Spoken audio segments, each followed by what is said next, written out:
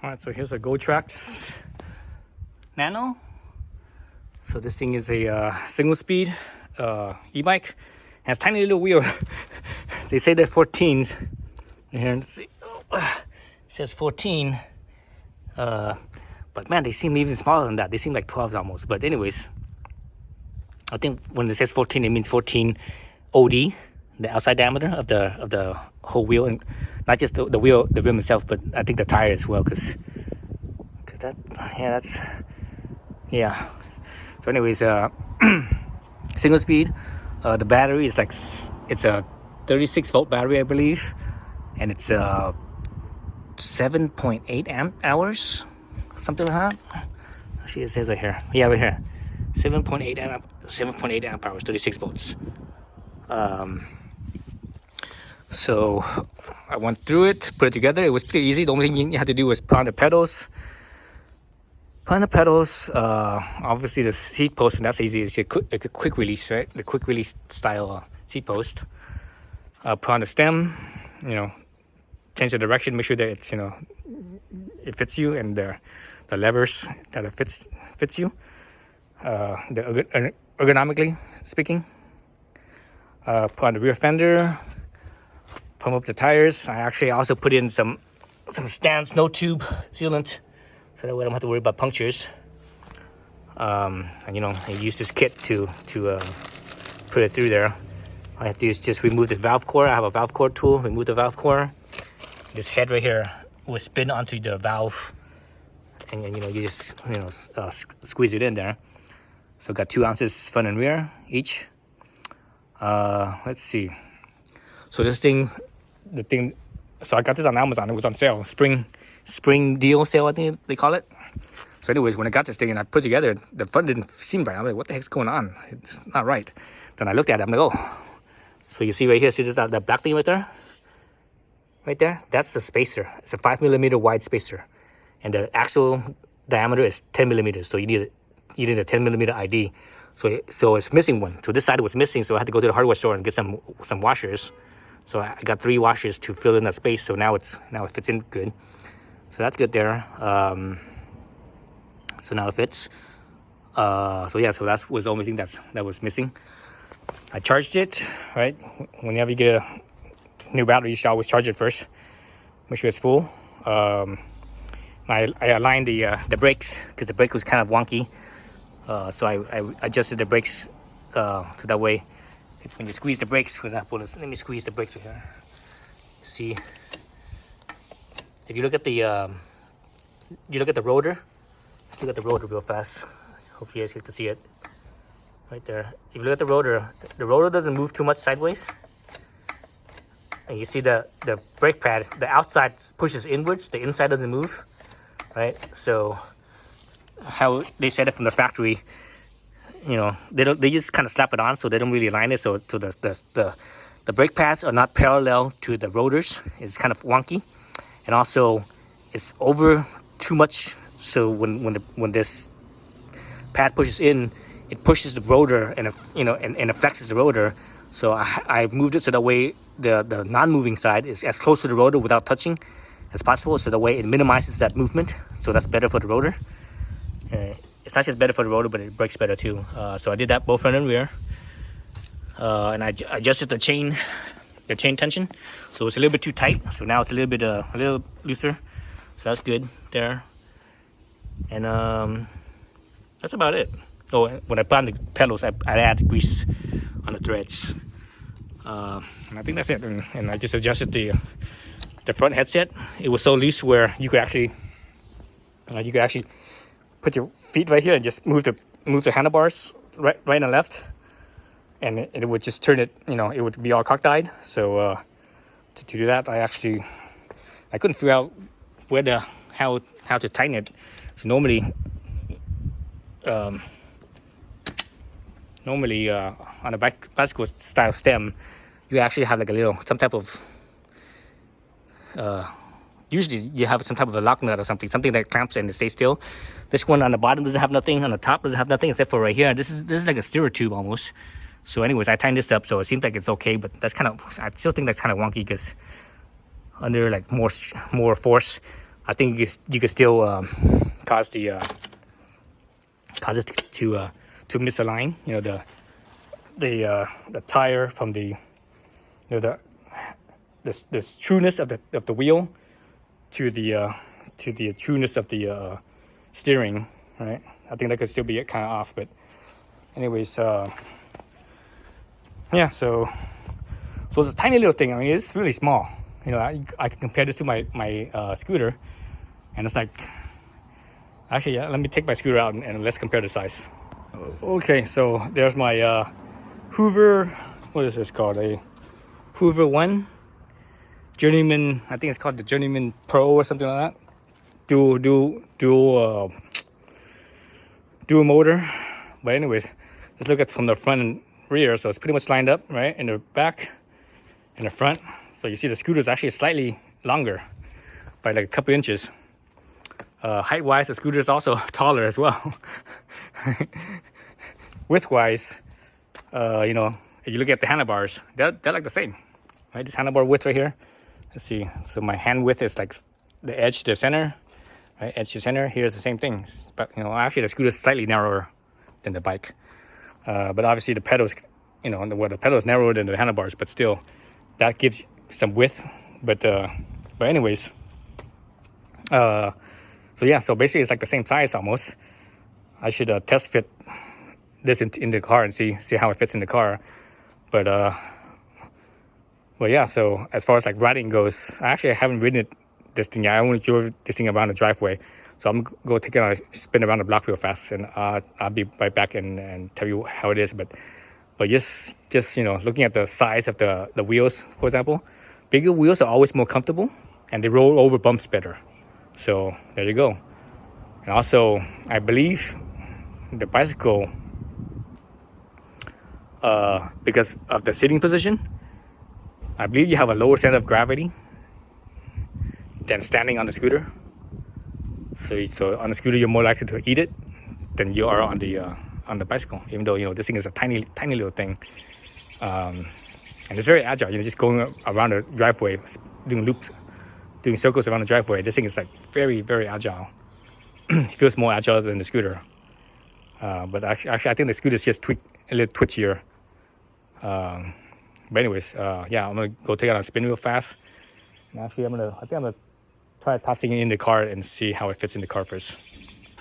All right, I just went around the block, up the hill, around the block, and it felt pretty good. So the speed is between 10-15 miles an hour.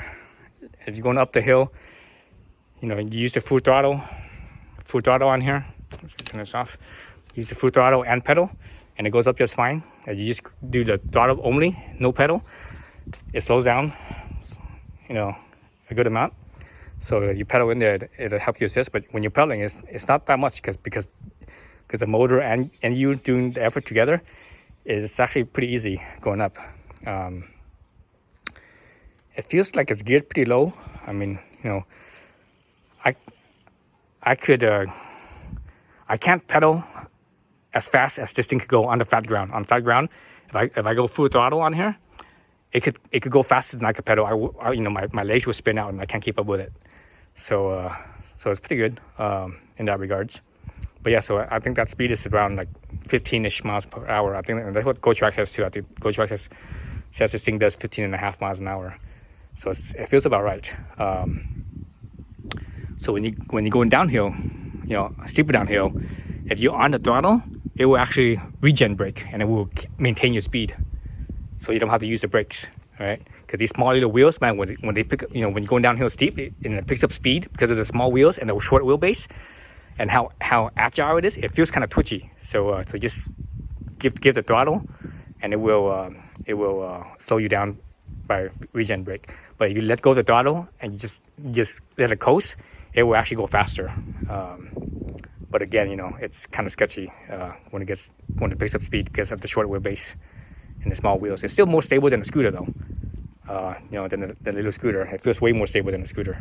So in that regards, if you compare this to the hi Flappy, if you compare this to the scooter,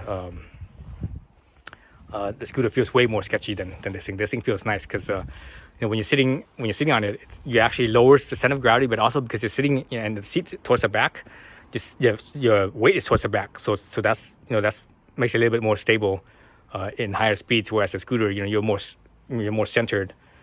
That feels more sketchy riding the scooter. So I really like this. I think this is a better alternative than riding a stand-up scooter. The only advantage that a scooter has, I think, is if you need to, you know, fold it up into a really small space and stick it somewhere. I think that's the only real advantage that a scooter has. Besides that, I think this is a better option. So this is what I recommend. You know, I think it's just much better. And it's about, you know, it's about the same price. You know, I bought this thing again. It was on sale on Amazon, and it cost me $400 basically on Amazon.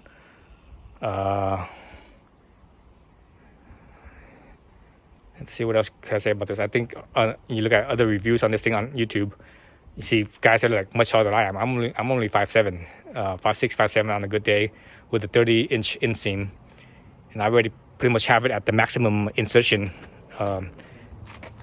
And basically I have it at the maximum insertion, and it's like it feels just about right for my leg length for 30-inch inseam. And you have a longer inseam than that, and you put it to the maximum insertion because, you know, with a seat post, you look at seat posts, there's always that maximum insertion, right? Here's the maximum line right there, right? There's a maximum line, and I have it just above that. And it feels just about right. So if you have, like, you know, 31-inch or longer leg length, then the seat will feel a little bit low, but it's not so bad, you know, considering because it's, you know, it has the motor, so it doesn't feel too bad. If you don't use the motor at all, you're just pedaling, that's when you feel like, okay, the seat feels a little bit short. Let's see what else with this thing. I think in relation from the seat height to the handlebar height, I think the handlebar height could be slightly shorter, maybe like, I don't know, 2 inches, maybe even as much as 4 inches shorter.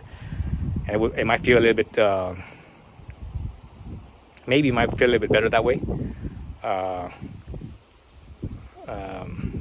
But otherwise, yeah, I think it's cool. It's a nifty little bike. So yeah, so that's my thought on this little mini electric bike. And this is one of the smaller ones. There's not too many other small ones like this size. You know, I think Jetson, the brand Jetson, you find them at Costco. Costco sells that brand as well. They have something smaller like this, and maybe even smaller than this. Maybe, I'm not exactly sure, but around the same, you know, more or less the same size. But they're more expensive. You know, they're like almost twice as much as this thing is. So I think this is a better deal. Yeah. So anyway, that's my thought. Thanks for watching. All right, so here's the GoTrax Nano. And this is a Honda Fit. All right, 2015 Honda Fit. It's Honda Fit, right? Honda Fit 2015, as you can see. Let me see if I can squeeze this thing into the trunk of my Fit. So the Nano, I believe, is just shy of 50 pounds, I believe. It's what they say. It feels, well, actually, you know, it feels less than 50 pounds. Maybe the pack, the box, you know, that it comes in, the whole box is 50 pounds. But lifting it with one hand like that, it felt less than 50 pounds. So let's see if I could squeeze it into the Fit. See if I can do this with one hand. Oh,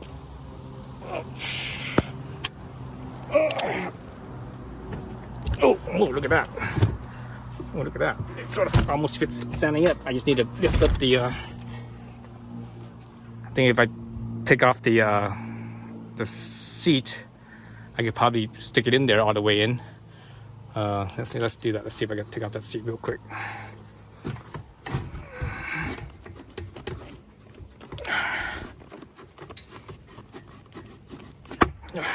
Okay. That, and let's see if I can just lay it down.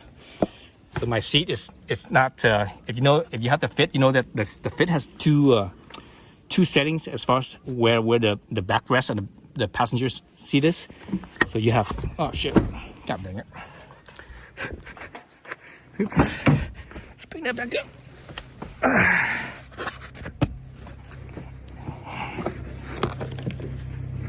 Back up. Get the seat out of the way. Okay. So you know that the seat has two settings right here. Let's look at the latch right there. See the latch? So it would latch on the first bar right there. Then if you lift this up and go all the way in, it'll latch on the second bar. So that's the more laid back position, and this is the first position. See the space difference? So I'm gonna leave it in the first position. So that's what I usually do. Leave it in the first position on this car. That gives me a little bit more trunk space. When you bring that seat back, it takes up the trunk space. So let's see if I can lay this down. Oops. Oh, shit. Okay, looks like, let's see what's in the way. Oh, you know what? My kickstand's still there. I wonder why it was standing up.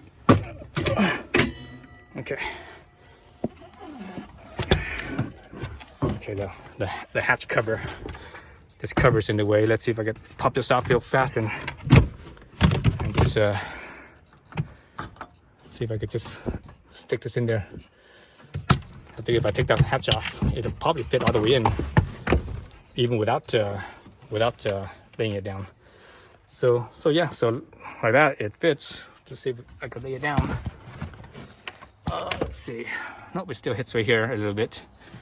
Actually, yeah, it hits the backrest on there. So if I could, let's see. Nope, I can't. Nope. But anyway, it does fit. Right? You see that if I close my lid, I have plenty of space. Got plenty of space right here on the side right here. So it does fit in the trunk of on the fit. Yeah, actually, if leaving the cover off, I could actually stand it up like so, like that. Right? Stand it up like that. That fits. That works just fine too. I think if I put the handlebars on the inside, it'll give me more space right here. But anyways, it does fit in the trunk of the fit, so that's good. So let me try the Yaris and see how it fits in there. All right, so here's the GoTrax Nano. Let me pop this thing down. Oops. Pop that down. So this is a Yaris, right? Toyota Yaris. Let's see if it fits in the trunk of the Yaris or not. So the Yaris has a very small trunk compared to the Honda Fit. So I'm not sure how well it's gonna fit in here. I think it doesn't have it doesn't have the adjustment like the Fit does. I don't think the hatch cover and the hatch cover will be in the way, but let's see how well this works. So I'm probably going to take out the seat here. I need to grease this seat so that way it comes in and out easier, but it should be fine. There's actually aluminum shim in there, so it should be fine. Let's see. All right, so let's lift this up. Oh shit! Oh man, shit. Okay, it doesn't fit. All right, so let's look at it. Oops, I just fell off the seat. Quick release. So let's look at it. So it's still a little bit too long, right? And the Yaris, the trunk, the floor of the trunk is very high, so it doesn't have that space like the Honda Fit does. So that's not gonna fit. Man, even if I lay this down, it won't fit because the wheels won't go in. The wheels won't go in. So the only way I can fit this is if I fold down the seats. That's too bad. Let's see if I could try to squeeze it. Let's see. Oh, you know what? The freaking keep on forgetting that right here.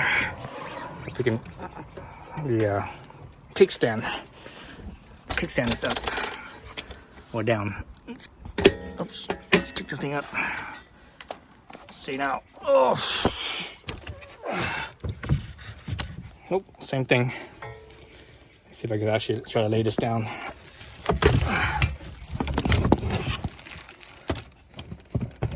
Nope, it doesn't fit. Nope. So right there, if I could squeeze this tire up in here, I could get a little bit more space. I still don't think I could squeeze it in because of, yeah, I don't think I could squeeze it in. Just try to take this, let's try to take this hatch cover off, trunk cover, and see how well it works. So for sure, you know, when you fold the seats down, it will fit, but I'm trying to make it fit without folding the seats down. So let's see. Push this up. Nope, it doesn't fit. Okay, nope, it doesn't fit. So yeah, the only way it'll fit is if you put the seat down. So there you go. That's the difference between a Honda Fit and a Toyota Yaris as far as how much trunk space you got. All right, that's it. Thanks for watching.